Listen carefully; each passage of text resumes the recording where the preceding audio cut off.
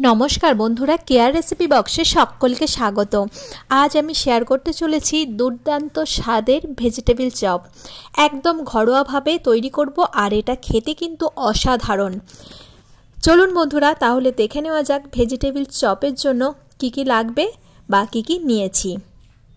Vegetable চপের জন্য নিয়েছি গাজর কুচি আর বিট, এইরকমভাবে আমি কেটে নিয়েছি। আর নিয়েছি কড়াই, ধনেপাতা আর কাঁচা লঙ্কা কুচি, আছে আদা। এইগুলো খুব ভালো করে কেটে নিয়েছি। আর তার সঙ্গে নিয়েছি আলু। আলু একটু দিতে হবে অবশ্যই, আলু কিন্তু বিট গাজরের তুলনায় কম দিতে হবে। এরপর একটা কড়াইয়ের মধ্যে দিয়ে দিলাম 1 চামচের মতো মৌরি, আর ওই চামচের পরিমাণেরই আমি দিয়ে দেব 1 চামচ জিরে, 1 চামচ ধনে, আর ছোট ছোট দুটো শুকনো লঙ্কা দিয়েছি। দিয়ে শুকনো কড়াইয়ে খুব ভালো করে ভেজে নিচ্ছি। ভাজা হয়ে গেছে, এটা তুলে ঠান্ডা করে আমি এটা মিক্সিতে ভালো করে ব্লেন্ড করে রেখে দেব। এরপর ওই শুকনো কড়াইয়ের মধ্যে আমি দিয়ে দিলাম বাদাম। বাদামগুলো জাস্ট কড়াইয়ের মধ্যে আমি একটু নেড়ে নেব। এখানে চাইলে তেল দিয়েও ভেজে নিতে পারো। এইভাবে শুকনো কড়াইয়ের মধ্যে বাদামগুলো ভাজা হয়ে গেছে, আর আমি এগুলো তুলে রেখে দেব। এরপর কড়াইয়ের মধ্যে দিয়ে দিলাম সরিষার তেল। সেখানে কড়াইগুলো আমি জাস্ট 2 মিনিটের মতো একটু নেড়ে তুলে রাখবো, খুব বেশি ভাজবো না, আর খালি 2 মিনিটের মতো নেড়ে তুলে রাখবো, যেহেতু কড়াইটা আমি শেষে দেব তাই জন্য একটু নেড়ে নিলাম। এরপর ওই কড়াইয়ে তেলের মধ্যে দিয়ে দিলাম 5 ফোড়ন।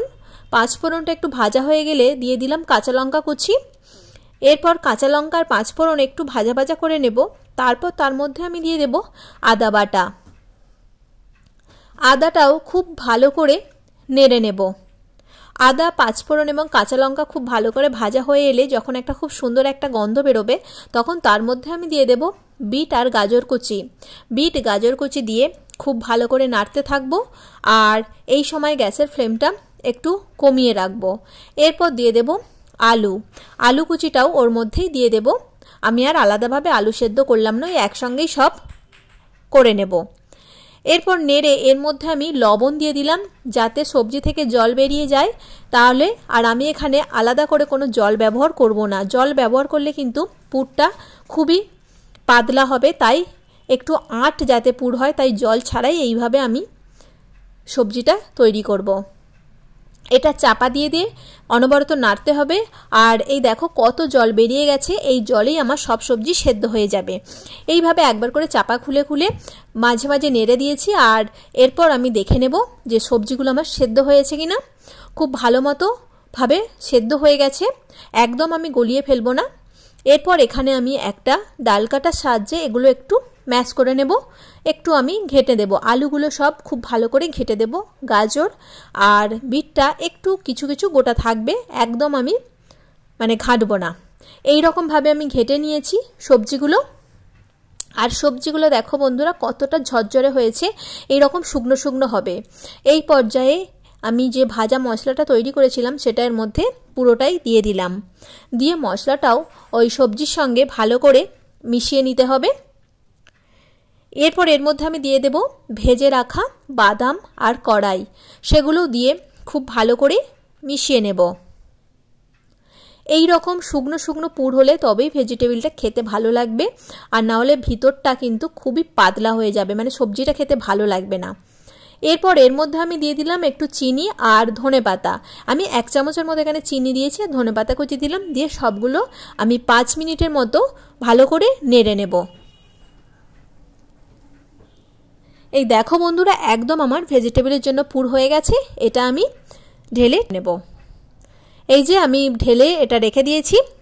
এরপর এদিকে একটা ডিম ফাটিয়ে, ডিমটা আমি সামান্য পরিমাণ একটু লবণ দিয়ে খুব ভালো করে ডিমটা ফাটিয়ে নেব।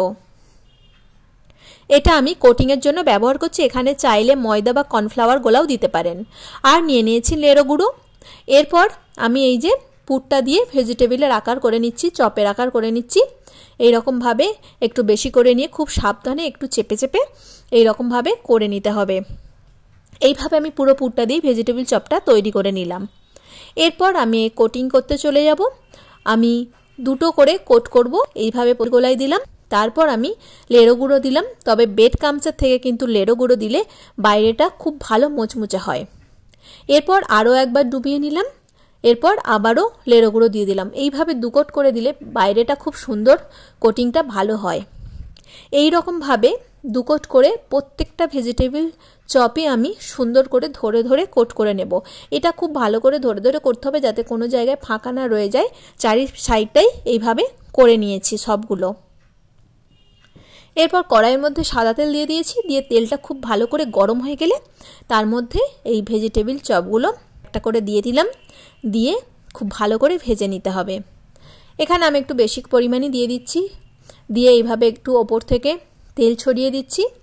আর প্রথমেই খুব বেশি নাড়াচাড়া করা যাবে না, কিছুক্ষণ ভাজা হয়ে গেলে তারপর সেটাকে এইভাবে নাড়াচাড়া করা যেতে পারে।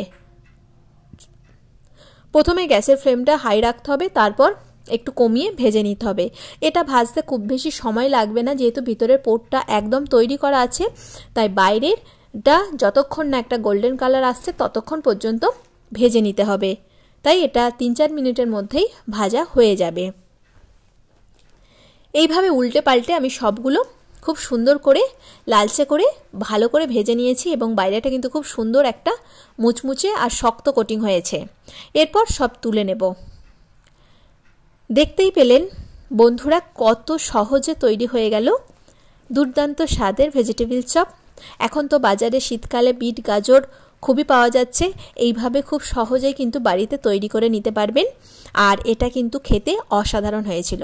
আশা করছি সকল বন্ধুর কাছে এই ভিডিওটি ভালো লেগেছে। সকলে খুব ভালো থাকবেন, সুস্থ থাকবেন। আর যে সকল বন্ধুরা নতুন ভিডিও দেখছেন তাদেরকে আমার চ্যানেলটি সাবস্ক্রাইব করার অনুরোধ রইল।